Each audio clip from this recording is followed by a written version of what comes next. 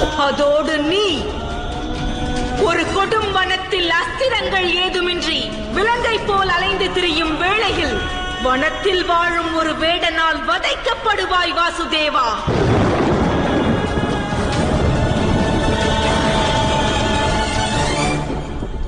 வாழ்வில் புத்திரர்களை இழந்த ஒரு தாயின் ஹிருதயத்திலிருந்து வெளிப்படும் சாபம் இதுவரை பொய்த்தது கிடையாது.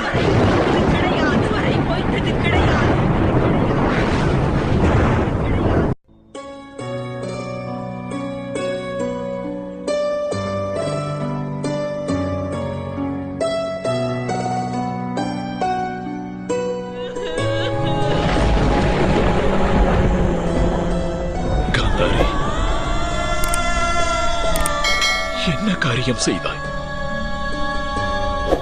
வாசுதேவருடைய உபகாரங்கள்